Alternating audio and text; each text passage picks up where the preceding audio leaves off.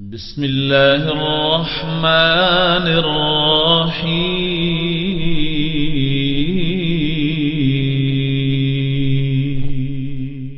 شروع اللہ کے بابرکت نام سے جو بڑا مہربان نہایت رحم والا ہے۔ ان هذا القرآن يهدي للتي هي اقوم۔ یہ قرآن بتلاتا ہے وہ راہ جو سب سے سیدھی ہے۔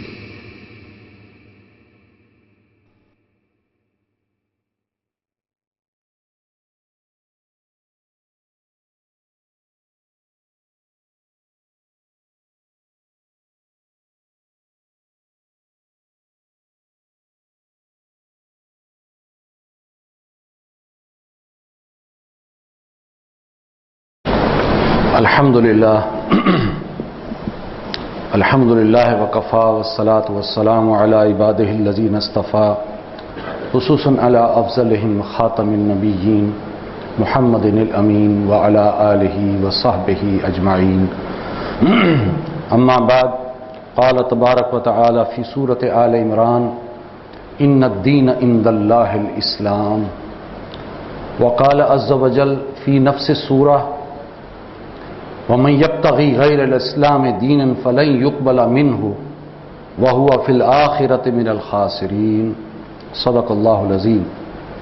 رب اشرح لي صدری ویسر لي امری واحلل عقدۃ من لسانی یفقہوا قولی۔ آج جس موضوع کے حوالے سے گفتگو ہونی ہے، اگرچہ پہلے بھی بیان ہو چکا ہے، لیکن یہ کہ ایک یاد دہانی کے طور پر تذکیر، تاکہ فکر جو ہے ہمارا وہ صاف ہو، نکھر کر سامنے آئے اور ہم اسے حرز جاں بنائیں۔ جیسے کہتے ہیں کلیئرٹی آف کانسیپٹ، تصورات کو واضح ہو جانا چاہیے۔ اور الحمدللہ کہ ہم اپنے یہاں پر دین کے جو بنیادی موضوعات ہیں اس کو صاف اور نکھارنے کی کوشش کرتے ہیں۔ ایمان کے معنی کیا ہیں، جہاد کسے کہتے ہیں، عبادت رب سے مراد کیا ہے، انفاق کسے کہتے ہیں، نفاق کی حقیقت کیا ہے۔ یہ وہ کانسیپٹس ہیں، وہ تصورات ہیں کہ جو قرآن اور سنت کے بنیادی تصورات ہیں اور انہیں واضح ہو جانا چاہیے۔ لہٰذا آج ایک بنیادی تصور دین و مذہب کا تصور، دین کیا ہے، مذہب کیا ہے، کیا اسلام دین ہے یا مذہب ہے، اس حوالے سے انشاءاللہ گفتگو ہوگی۔ دیکھیے پوری دنیا کا اس وقت جو تصور مذہب ہے، وہ مذاہب یا تو کسی شخصیت کے ساتھ وابستہ ہیں، اور اگر کوئی تصور ہے تو وہ زیادہ سے زیادہ عقیدے کی حد تک ہے، یا کچھ ریچولز ہیں، ان کے رسومات ہیں، یا کچھ اخلاقی قدریں ہیں، اس سے زائد نہیں۔ عیسائیت ہے تو عیسیٰ علیہ السلام سے وابستہ ہے، اور اس میں ایک نظریہ ہے، عقیدہ ہے، تثلیث کا عقیدہ، کفارے کا عقیدہ، خدا تین ہیں، بیک وقت بھی ہیں اور علیحدہ علیحدہ بھی ہیں، یعنی خدا، مقدس روح اور عیسیٰ علیہ السلام، یہ تینوں بیک وقت بھی خدا ہیں اور علیحدہ علیحدہ بھی خدا ہیں۔ تثلیث کا عقیدہ، ٹرینٹی کا عقیدہ۔ اسی طرح ان کے ہاں کفارے کا عقیدہ کہ جس نے عیسیٰ علیہ السلام کو خدا مان لیا، اب عیسیٰ علیہ السلام ان کے گناہ اپنے کاندھے پر سمیٹ کر دنیا سے رخصت ہو گئے اور وہ بخشا ہوا ہے، یہ کفارے کا عقیدہ ہے۔ باقی ساری عیسائیت اسی عقیدے کے گرد گھومتی ہے، یا کچھ ریچولز ہیں اور یا کچھ اخلاقی قدریں ہیں، اس سے زائد نہیں۔ اسی طرح بدھ مت ہے، جین مت ہے، یہ بھی مذاہب ہیں۔ بدھ مت گوتم بدھ کے ساتھ وابستہ ہے۔ ان کے ہاں بھی جو ہے ایک نظریہ ہے کہ اگر دکھ سے پاک ہونا چاہتے ہو تو خواہشات سے پاک ہونا ہوگا۔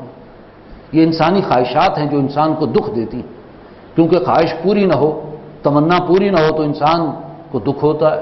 لہذا خواہشات کو ختم کر دو، جو انسان اپنی خواہشات کو ختم کر دے گا وہی دکھ سے پاک ہو جائے گا۔ یا اپنے جذبات پر کنٹرول کر لو تو تم نجات پا جاؤ گے، یہ جین مت کا عقیدہ ہے۔ بس اس سے زائد ان کے ہاں جو کچھ اخلاقی قدر ہیں، اس سے زائد کچھ نہیں۔ اسی طریقے سے آپ دیکھیں گے ہندو مت، ہندوؤں کے ہاں بھی مختلف عقائد و نظریات ہیں. خدا قدیم، مادہ بھی قدیم، روح بھی قدیم. گویا شرک ہو گیا کہ گویا کہ مادہ اور روح بھی اسی وقت سے ہیں جب سے خدا ہے. لیکن ان کا عقیدہ ہے عقیدہ قدما، یعنی یہ کہ یہ تینوں چیزیں شروع سے ہیں. اسی طرح ان کے ہاں عقیدہ ہے حلول کا عقیدہ، کہ خدا وہ کائنات میں حل ہو گیا ہے. جیسے شکر ہے، شکر کو اگر پانی میں گھولیں تو شکر حل ہو جاتی ہے. اب شکر کہاں ہے؟ شکر پانی میں ہے. اسی طرح خدا وہ کائنات میں حل ہو گیا ہے. اب کوئی بت ہے تو در حقیقت بت نہیں، وہ خدا ہی ہے، اس لیے کہ خدا اس میں حل ہو گیا ہے. درخت کو پوج رہے ہیں تو درخت کو نہیں پوج رہے، ہم خدا ہی کو پوج رہے ہیں کیونکہ خدا اس میں حل ہو گیا ہے. یہ ان کا عقیدہ ہے، حلول کا عقیدہ. اسی طرح ان کے ہاں اوتار کا عقیدہ ہے. اوتار کا عقیدہ کیا ہے؟ کہ خدا کسی شخص میں اتر گیا ہے. رام چندر میں اتر گیا ہے، کسی اور میں اتر گیا ہے. لہذا اگر ہم کسی شخص کی عبادت کرتے ہیں، پوجا پاٹ کرتے ہیں، تو در حقیقت خدا ہی کی کرتے ہیں، اس لیے کہ وہ خدا ہی ہے، خدا اس کے اندر حل ہو گیا. یہ ہے اوتار کا عقیدہ. یہ ان کے ہاں مختلف عقائد ہیں. اسی طرح ان کا ایک نظریہ ہے آواگون کا نظریہ یا تناسخ کا نظریہ. وہ کیا ہے کہ انسان دنیا میں جو بھی گناہ کرتا ہے تو اپنے گناہوں کو مٹانے کے لیے وہ دنیا میں کئی جنم لیتا ہے.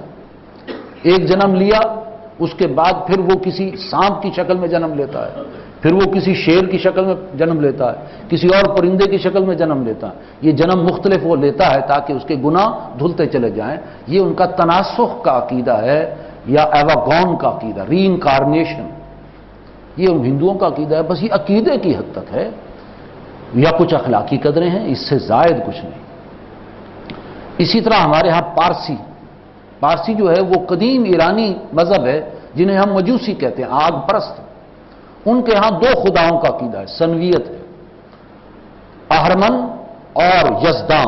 یزداں نیکی کا خدا، اہرمن برائی کا خدا. ان کے ہاں دو خداؤں کا تصور ہے.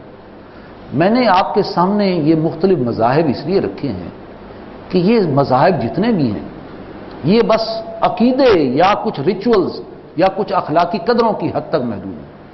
ان کے ہاں جو اجتماعی معاملات ہیں وہ مذہب ان کے لیے کوئی رہنمائی فراہم نہیں کرتا. لوگوں نے اور اس مذہب کے ماننے والوں نے جو بھی اجتماعی معاملات کے لیے جو بھی اپنا نظام بنایا ہے، کوئی جمہوریت کا نظام ہے، سوشلزم کا نظام ہے، کمیونزم کا نظام ہے، یہ نظام انسان کے اپنے بنائے ہوئے نظام ہے. انسانی نظریات، افکار، خیالات پر مبنی ہے. مذہب نے کوئی رہنمائی ان کو نہیں دی. لہذا مذہب نے ان کو صرف عقیدے کی حد تک ایک چیز بتائی.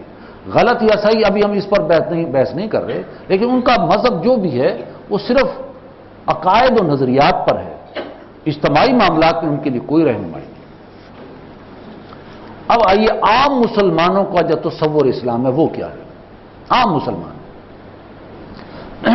مسلمانوں کا تصور اسلام اگرچہ نعرہ ہم دین کا ہی لگاتے ہیں کہ اسلام کمپلیٹ کوڈ آف لائف، اسلام ایک پورا نظریہ حیات ہے کہتے ہیں ہم، لیکن در حقیقت ہمارا تصور وہی محدود ہی ہے اور اس پر ہم مطمئن ہیں.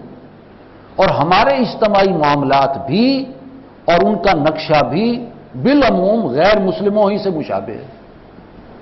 مثلا سیاست میں ہمارے بھی وہی نظریات ہیں کہ جو آج مغربی دنیا کے نظریات ہیں، جمہوریت، عوام کی حاکمیت، اسی طریقے سے آئین کی بالادستی، پارلیمنٹ کی بالادستی، آئین کی حکمرانی، عوام کا مینڈیٹ، عوام کی policies, rate of the government.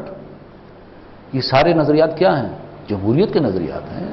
یعنی عوام کے منتخب نمائندوں کا اختیار وہ ہے ریٹ آف دی گورنمنٹ، عوام کی پالیسیز، عوام کے مینڈیٹ. ہمارا بھی وہی نظریہ اور اسی کو لے کر ہم چل رہے ہیں.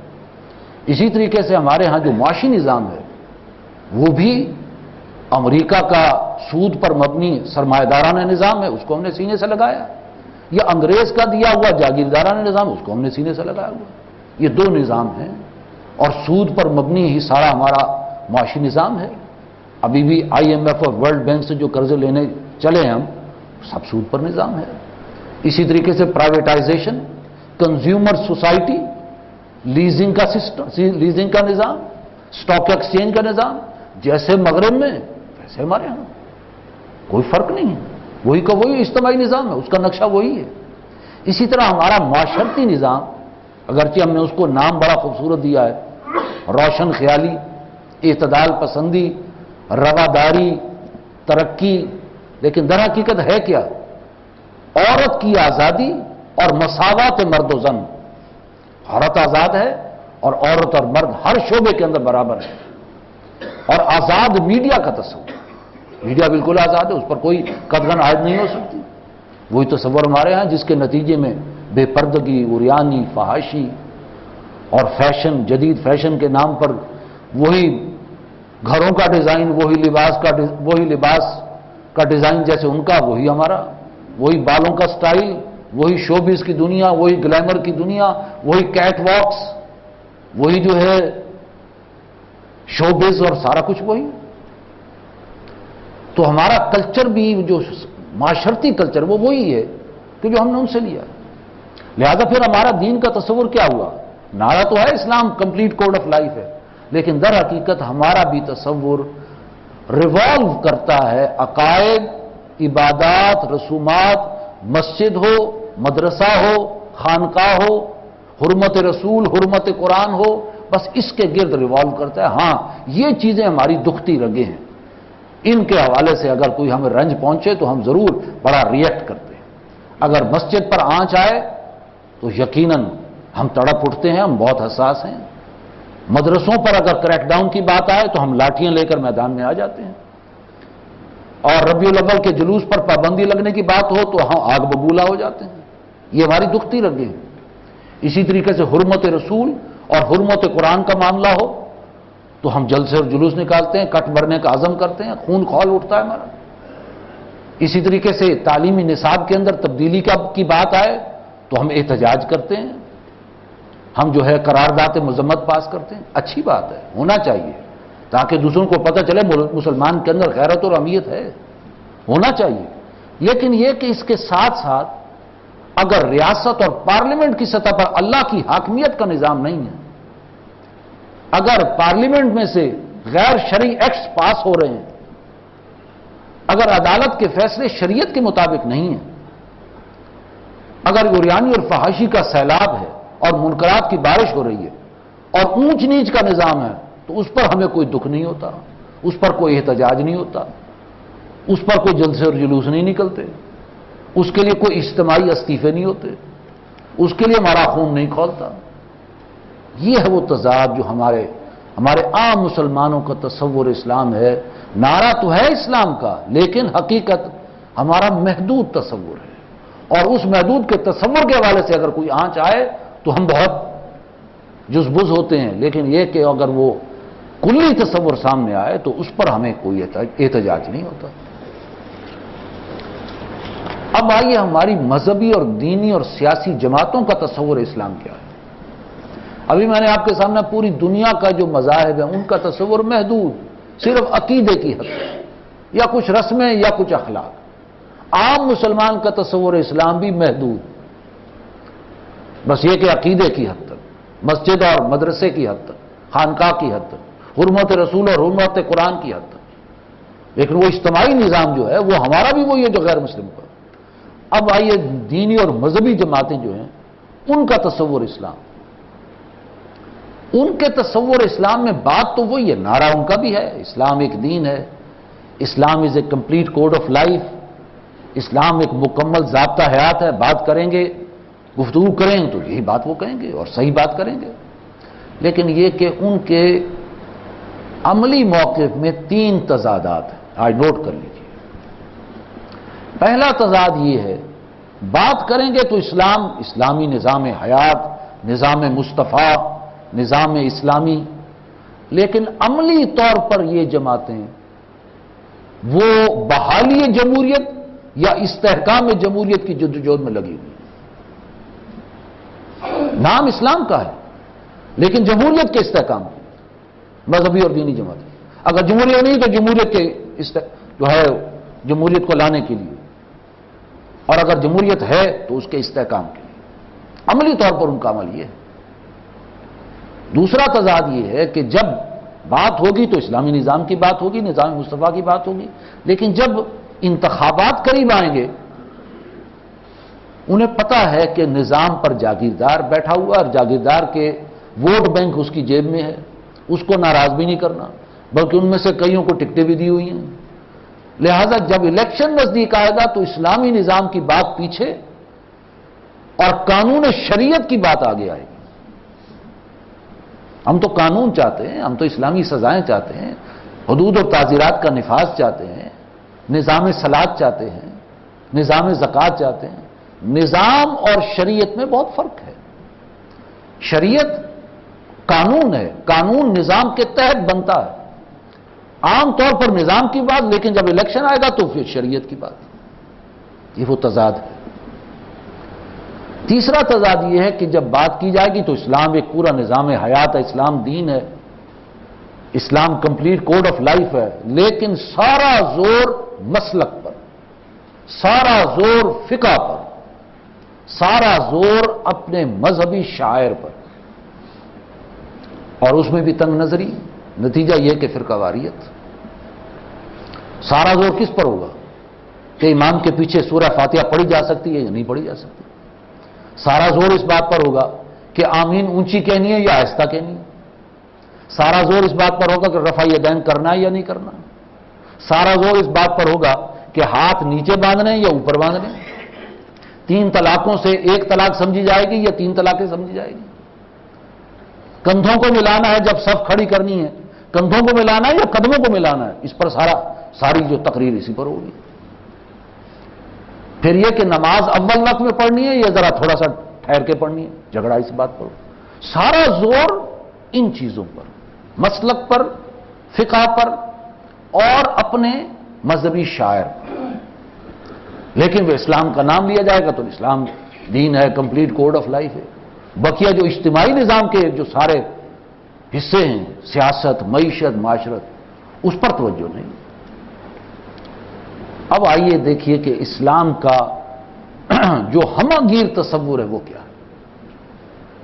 جب میں نے کہا کہ مذاہب جو دنیا کے ہیں وہ بھی محدود تصور، عام مسلمان کا تصور اسلام وہ بھی محدودیت کا حامل ہے، اس پر مطمئن ہوں، اور مذہبی اور دینی جماعتوں کا تصور بھی اس کے اندر یہ تضادات 3، تو پھر سوال پیدا ہوتا پھر اسلام کا تصور دین ہے کیا؟ اس کا ہمگیر تصور کیا ہے؟ اس کے لیے میں نے 2 آیات پڑھی سورہ آل عمران ہی کی۔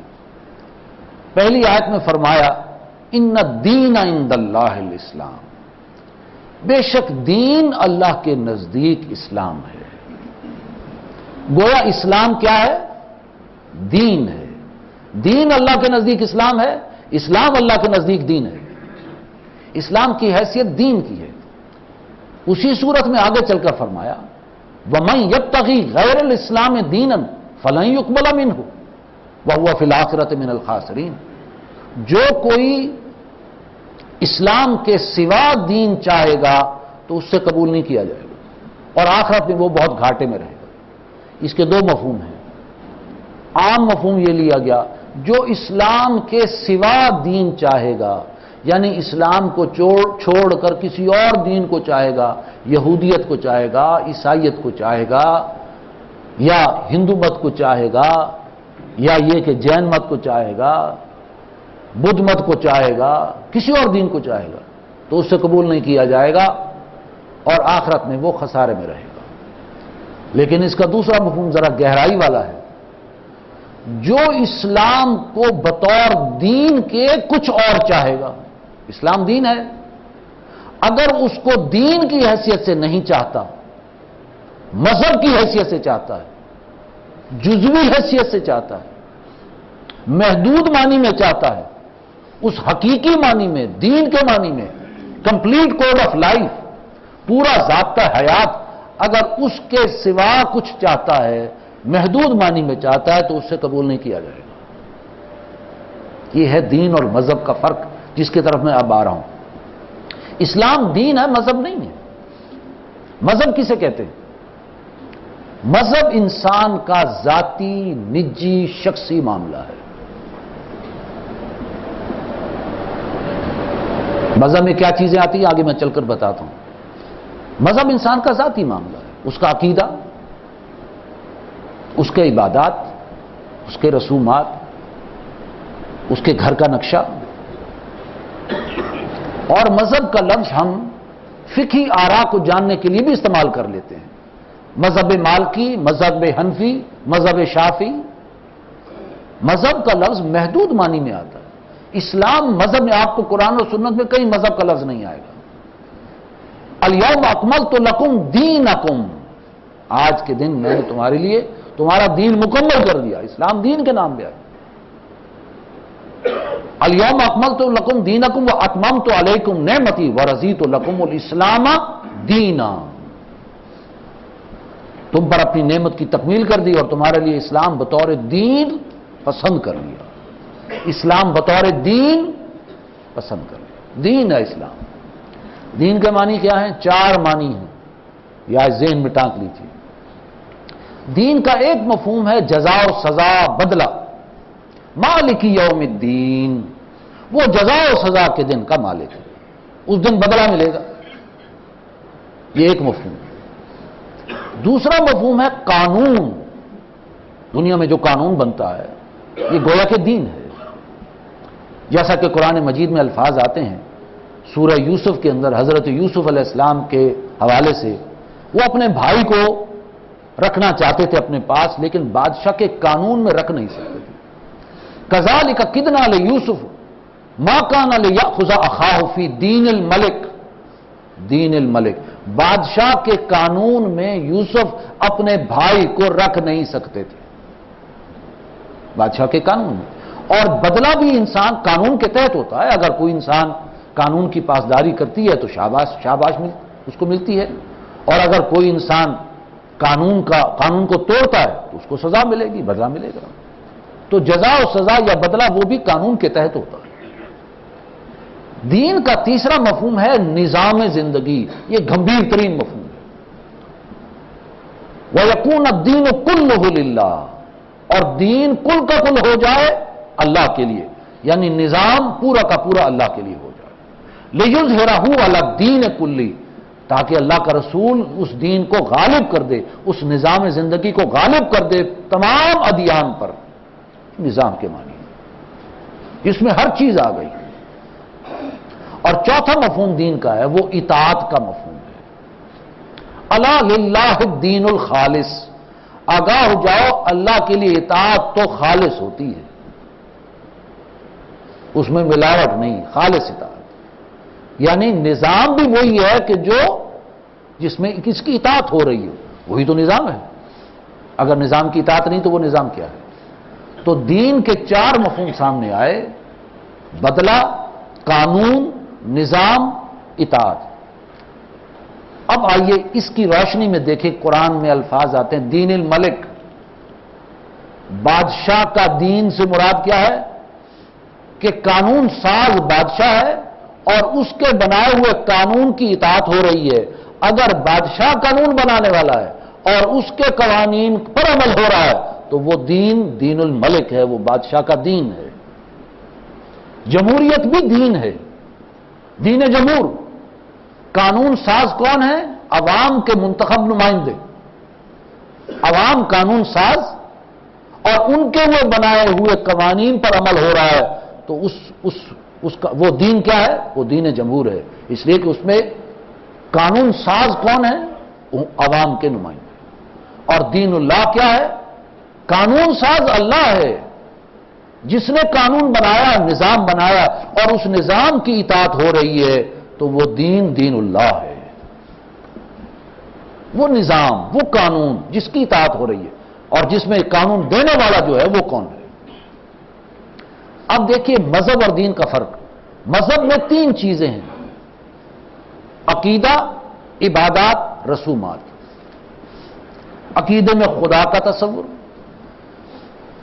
جیسے ہم مانتے ہیں کہ اللہ ایک ہے، اکیلا ہے، قل هو اللہ احد اللہ الصمد لم یلد ولم یولد ولم یکن لہ کفوا احد. اس کا کوئی ہم کف نہیں، اس کی کوئی بیٹی نہیں، بیٹا نہیں، والدین نہیں، ماں باپ نہیں، بہن بھائی نہیں، کوئی نہیں، وہ اکیلا ہے.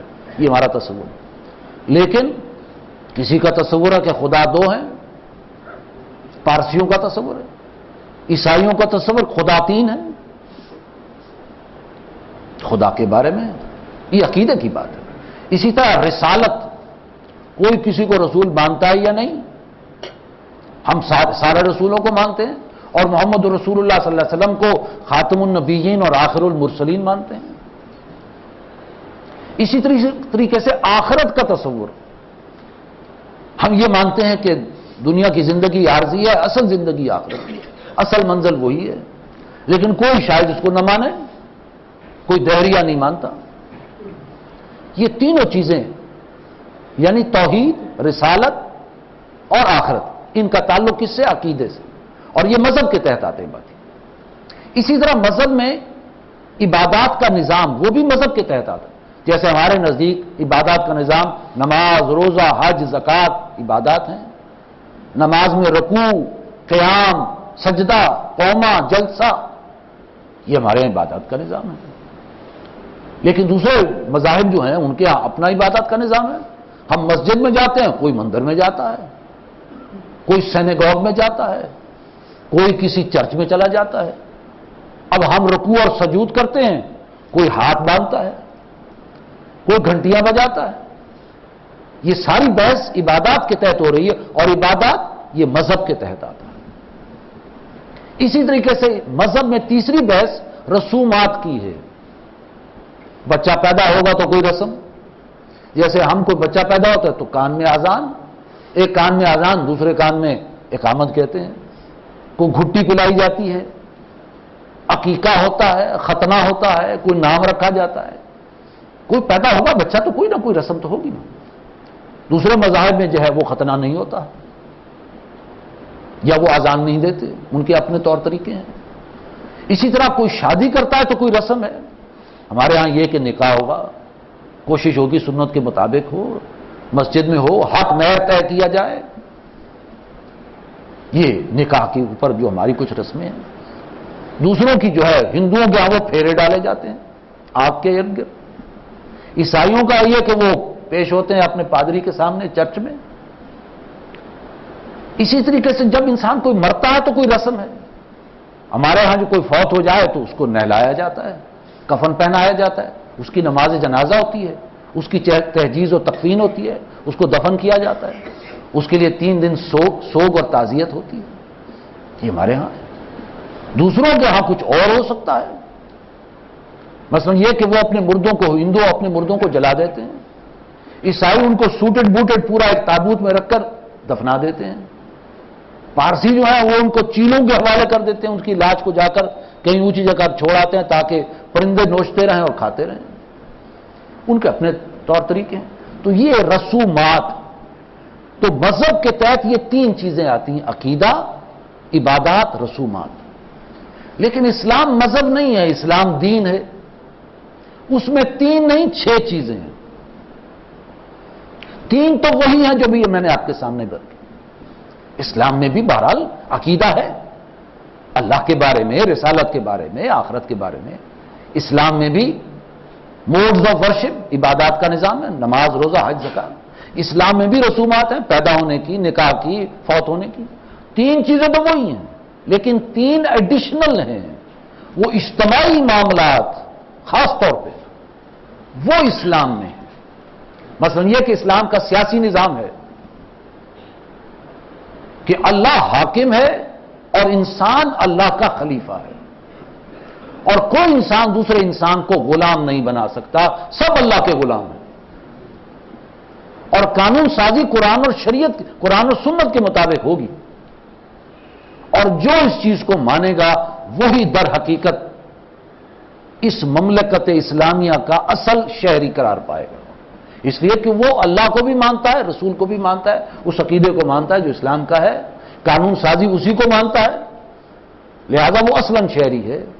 اور جو بھی قانون سازی ہوگی وہ شورائیت کے نظام کے مطابق ہوگی، ہاں اگر کوئی نہیں مانتا تو وہ اس مملکت میں رہ تو سکتا ہے اور اس کی جان مال عزت کی حفاظت بھی ہوگی، لیکن وہ اس اسلامی مملکت کا اصلی شہری قرار نہیں پائے گا، وہ سیکنڈ گریڈ سٹیزن پائے گا۔ یہ اسلام کا سیاسی نظام، اور چونکہ اسٹیٹ اس کی جان مال عزت کی حفاظت کرے گی، لہذا اس کو ایک ایڈیشنل ٹیکس دینا پڑے گا جو اسلام میں جزیہ کہلاتا ہے۔ جزیہ اپنے ہاتھ سے جزیہ دے گا، ایک ٹیکس دے گا کہ بھائی میں اصلاً شہری نہیں ہوں، کیونکہ میں اس اسلامی مملکت میں قرآن اور سنت کو نہیں مانتا، لیکن رہ رہا ہوں یہاں، میری جان مال کی عزت کی حفاظت ہونی چاہیے، اس کے لیے ایک اضافی ٹیکس میں دوں گا۔ یہ اسلام کا سیاسی نظام ہے، اسلام کا معاشی نظام ہے کہ اللہ مالک ہے ہر چیز کا، اور انسان کے پاس جو کچھ ہے وہ انسان کے پاس امانت ہے، اور کوئی انسان دوسرے انسان کا خون چوس نہیں سکتا، وہ چاہے کتنا ہی صاحب حیثیت ہو، وہ خون چوس نہیں سکتا۔ اور جن چیزوں کو اللہ نے حرام قرار دیا ہے مالی اعتبار سے، وہ چیز لاگو ہوگی۔ سود حرام ہے تو سود کے ذریعے، سود کا نظام یہاں نہیں چلے گا۔ جوا حرام ہے تو جوا نہیں چلے گا، سٹا حرام ہے تو سٹا نہیں چلے گا، رشوت حرام ہے تو رشوت نہیں چلے گا۔ اسی طرح اگر ہمارے ہاں جاگیرداری نظام ہے تو اسلام میں اس کا تصور نہیں ہے۔ جو شرائط ہیں بہرحال میں اس بحث میں نہیں جاتا، بہرحال وہ سسٹم یہاں نہیں ہوگا۔ اسی طریقے سے کفالت عامہ کا نظام، بنیادی ضروریات انسان کی وہ اسٹیٹ کی ذمہ داری ہے، اسٹیٹ ان کی کفالت کرے گا۔ یہ پورا نظام ہے، اسٹرکچر ہے جو اسلام دیتا ہے، یہ اسلام دین ہے، مذہب نہیں ہے۔ اسی طرح معاشرتی نظام، معاشرتی نظام کیا ہے کہ اللہ خالق ہے سب کا، اس لیے تمام انسان برابر ہیں، نسل، رنگ، زبان، پیشہ، جنس، اس کے اعتبار سے کوئی اعلیٰ نہیں، کوئی ادنا نہیں، کوئی اونچا نہیں، کوئی نیچا نہیں، تمام انسان اللہ کی نگاہ میں برابر ہیں۔ کوئی کالا ہے یا سفید ہے، یہ اللہ نے رنگ بنائے ہیں۔ آج جیسے اخبار میں سٹیٹمنٹ آیا ہے اوباما کے بارے میں کہ وائٹ ہاؤس بلیک صدر قبول نہیں کرے گا، وائٹ ہاؤس بلیک صدر، تعصب آ گیا سامنے۔ آخری ان کا پتہ یہی ہے کہ کیا کر رہے ہو، بے وقوف ہو گئے، پاگل ہو گیا ہو، امریکی ہو، سفید گوری چمڑی کے حامل لوگوں، کالی چمڑے والے کو، تاریخ انسانی کو بدل دینا چاہتے ہو۔ اسلام میں اس کا تصور نہیں ہے۔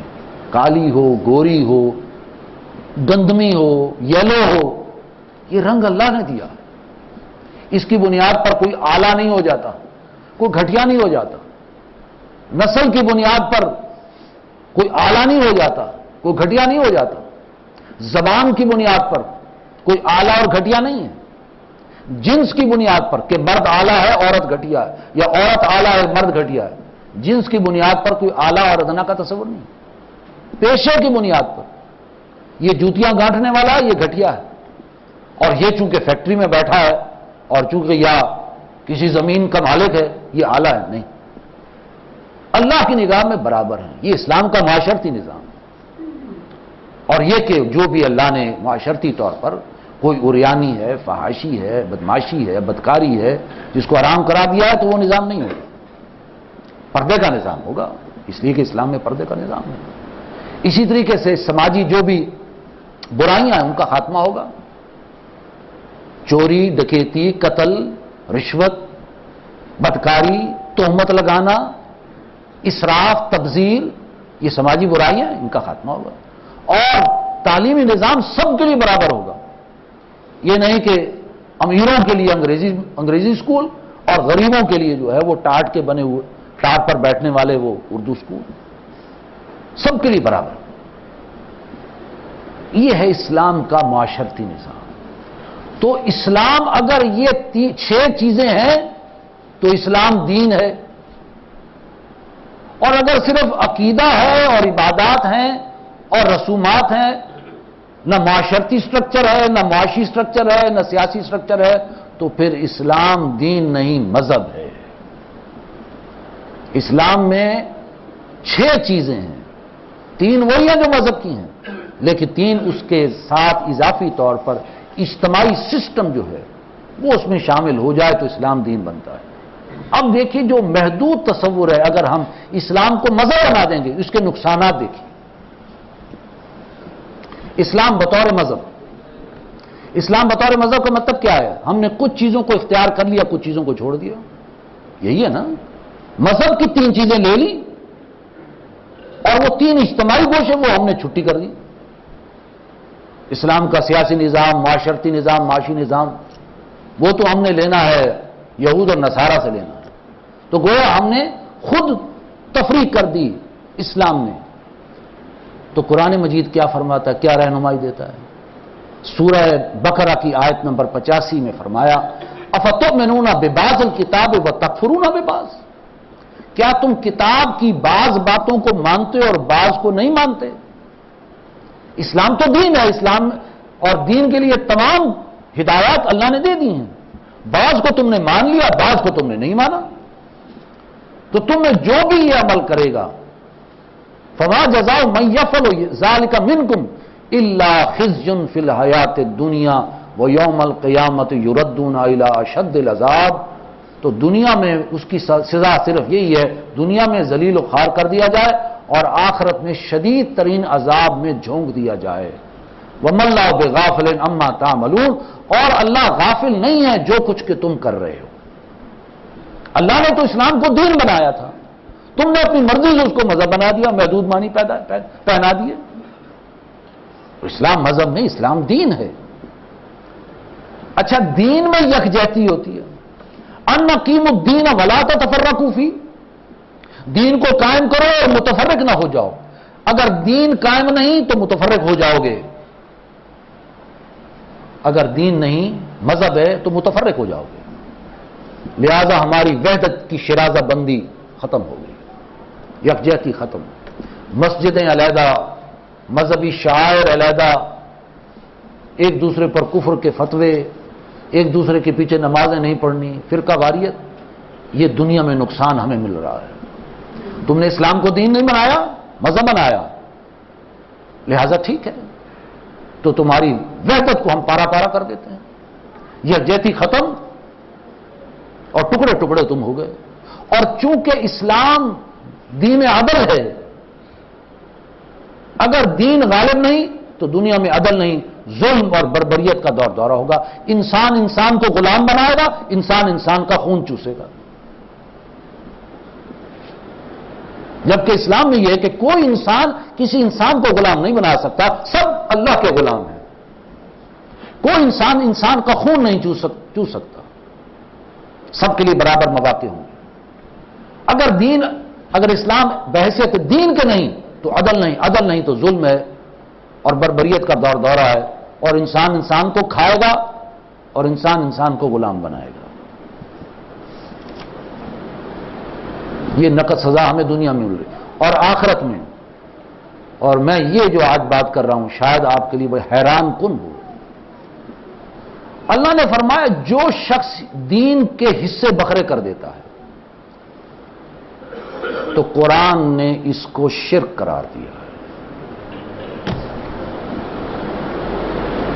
وَلَا تَكُونُوا مِنَ الْمُشْرِكِينَ، دیکھو مشرکین میں سے نہ ہو جانا، اور مشرکین کون ہیں؟ مِنَ الَّذِينَ فَرَّقُوا دِينَهُمْ، جنہوں نے اپنے دین کے ٹکڑے کر دیے، وَكَانُوا شِيَعًا، اور فرقے فرقے بن گئے، کل حزب بما لدیہم فرحون، ہر ٹکڑے کے پاس جو دین کا ٹکڑا ہے اسی پر خوش ہے، مطمئن ہے کہ اصل دین ہمارے پاس ہے۔ جنہوں نے دین کے ٹکڑے کر دیے اس طرح کے مشرک نہ بن جانا۔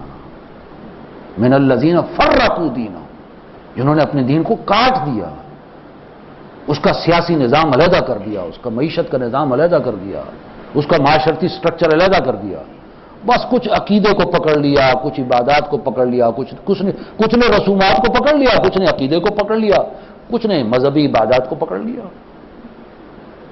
ہر فرقہ جو ہے اپنی جگہ پر بڑا خوش ہے، مطمئن ہے۔ وَلَا تَكُونُوا مِنَ الْمُشْرِكِينَ، دیکھو مشرکوں میں سے نہ ہو جانا۔ بہت گہری بات ہے، اللہ نے قرآن میں بیان کرتا ہے، غور کرنے کا مقام۔ اور دوسرا یہ کہ اللہ نے فرمایا آخرت میں وہ انتہائی خسارے میں ہوگا، وَمَن يَبْتَغِي غَيْرَ الْإِسْلَامِ دِينًا فَلَن يُقْبَلَ مِنْهُ، جو کوئی اسلام کو دین کے سوا چاہے گا اس سے قبول نہیں کیا جائے گا، وَهُوَ فِي الْآخِرَةِ مِنَ الْخَاسِرِينَ، آخرت میں وہ بڑے خسارے میں ہوگا۔ یہ وہ دین کے نقصانات ہیں کہ اگر ہم نے دین کو پھاڑ دیا اور اس کو مذہب کی سطح پر لے آئے، جبکہ اسلام دین ہے، اللہ نے پورا دین دیا ہے، لینا ہے تو پورا لو، اس کے ٹکڑے نہ کرو۔ اس کا مطلب تو یہ ہے کہ تم نے اللہ کی پیش کردہ چیز کو خود اپنے ہاتھ سے ٹکڑے کر کے کچھ کو قبول کر لیا، یہ تو اللہ کے ساتھ زیادتی والی بات ہے، ظلم والی بات ہے۔ کسی کے تحفے کو آپ ٹکڑے ٹکڑے کر دیں، آدھا اس کو دے دیں واپس، مجھے یہ نہیں چاہیے، کچھ لے لیا آپ نے۔ اب آئیے ایک حدیث حضور صلی اللہ علیہ وسلم آج کے حالات کے مطابق جن لوگوں نے اسلام کو بحیثیت دین کے نہیں مذہب کے بنا دیا، اس کے لیے حضور صلی اللہ علیہ وسلم آئندہ آنے والے زمانے میں ایک پیشن گوئی کر رہے ہیں۔ فرمایا یوشک ان یاتی علی الناس زمان، اندیشہ ہے حضور نے فرمایا کہ شاید لوگوں پر ایک زمانہ ایسا بھی آ جائے گا لا یبقی من الاسلام الا اسمہ، اسلام میں صرف اس کا نام باقی رہ جائے گا، باقی ختم۔ اسلام اسلام ہے، اسلام مکمل ضابطہ حیات ہے، اسلام کمپلیٹ کوڈ آف لائف ہے، بس صرف نام رہ جائے گا، عملی تعلیمات ختم۔ لا یبقی من الاسلام الا اسمہ ولا یبقی من القرآن الا رسمہ، اور قرآن میں بھی اس کا صرف رسم الخط رہ جائے گا، چونکہ اللہ نے اس کی حفاظت کا ذمہ لیا ہوا ہے، بس وہ قرآن کی جو رسم الخط ہے وہ رہ جائے گا۔ اسلام کا فکر، اسلام کا قرآن کا فکر، قرآن کا فلسفہ، قرآن کی تعلیمات ختم۔ اور آگے سنیے، مساجدہم عامرۃ وہی خراب من الہدی، ان کی مسجدیں آباد ہوں گی لیکن ہدایت سے خالی ہوں گی۔ علماءہم شر الناس تحت عدیم السماء، ان کے علماء آسمان کی چھت کے نیچے بدترین مخلوق ہوگی۔ من عندہم تخرج الفتنۃ وفیہم تعود، فتنے ان کے علماء سے نکلیں گے اور انہی کے علماء کے اندر گھس جائیں گے۔ یعنی علماء حق تو ہر دور میں اللہ رکھے گا، علماء حق ہمیں ہر دور میں رہیں گے جو لوگوں کو حق بات بتاتے رہیں گے، لیکن اکثریت وہ اسلام کو دین نہیں، وہ مذہبی چکروں کے اندر ان کو پھنسائے رکھیں گے۔ حاضر و ناظر کا مسئلہ، نور اور بشر کا جھگڑا، اسی چکروں میں ڈالیں۔ اس کے بارے میں آخرت میں کوئی پوچھ نہیں ہوگی کہ حاضر ہے یا ناظر ہے۔ علم الغیب کا مسئلہ، سماع موتا کا مسئلہ، مردے سنتے ہیں یا نہیں سنتے، اسی میں لگائے رکھو، ان کو لگائے رکھو۔ رفع یدین کرنی ہے یا نہیں کرنی، اسی میں لگائے رکھو۔ ہاتھ نیچے باندھنے ہیں یا اوپر باندھنے ہیں، آمین اونچی کہنی ہے یا نہیں نیچی کہنی ہے، سورہ فاتحہ امام کے پیچھے پڑھنی ہے یا نہیں پڑھنی، انہی چکروں میں ڈالے رکھو۔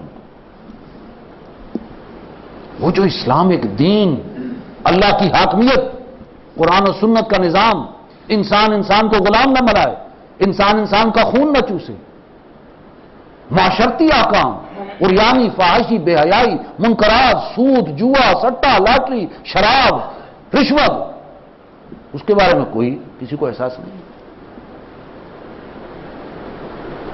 لہذا حضور نے فرمایا اندیشہ ہے کہ ایک وقت ایسا بھی آ جائے گا۔ اب آخری بات کی طرف آتا ہوں۔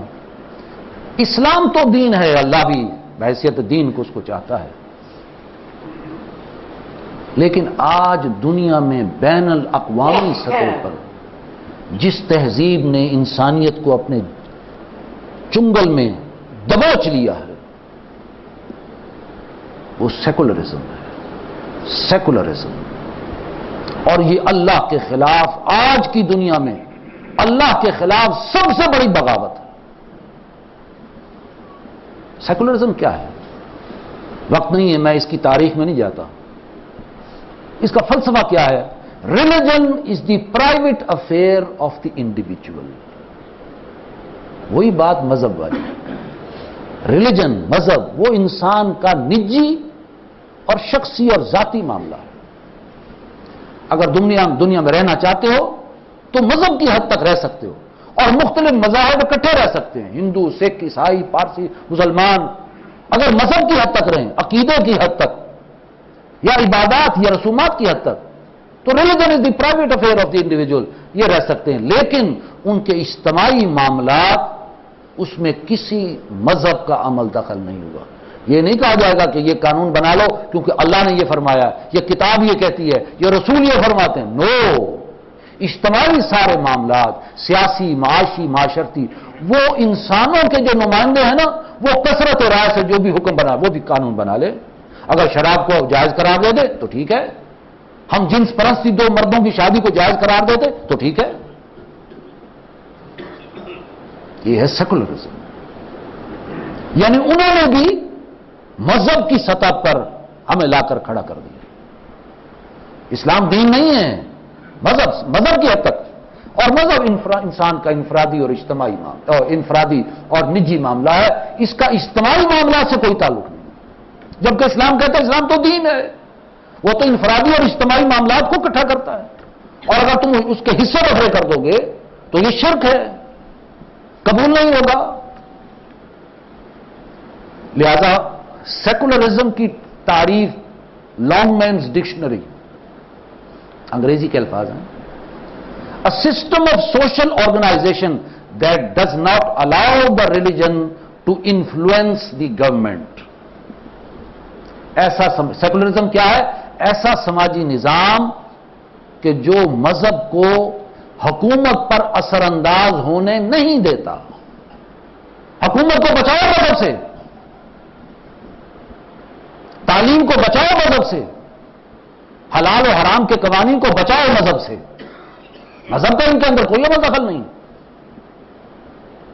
اپنے جدا ہو دین سیاست سے تو رہ جاتی ہے چنگیزی. سیکولرزم کہتا ہے نہیں، مذہب کو رکھو انفرادی حد تک. سیاسی نظام، معاشی نظام، تمہارے تعلیمی نظام، تمہارے حلال و حرام کے قوانین، ان کے اندر مذہب کو بچاؤ. دس از سیکولرزم.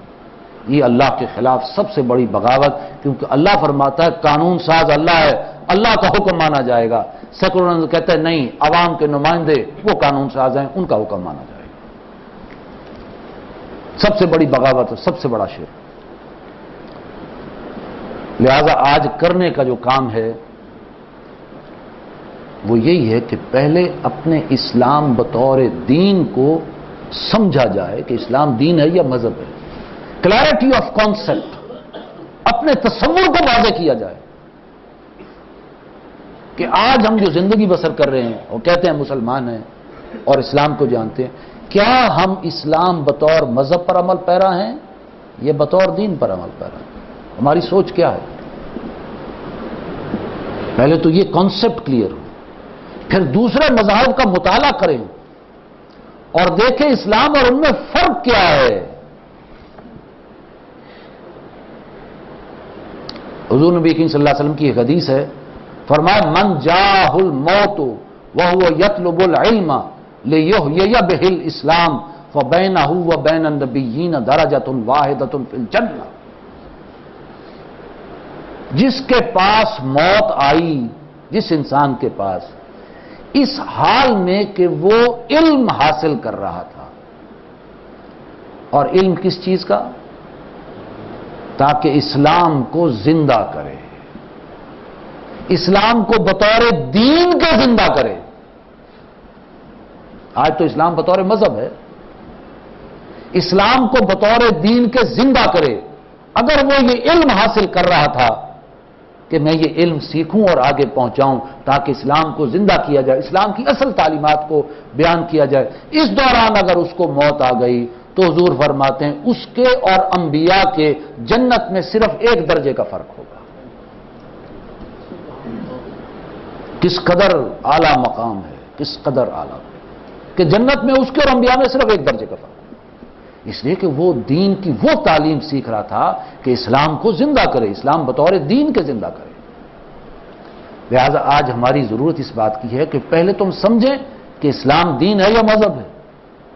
اور پھر یہ کہ اس دین کے نفاذ اور اس کے قائم کرنے میں اس کی جدوجہد میں لگ جائیں، تن من دھن کھپا دیں۔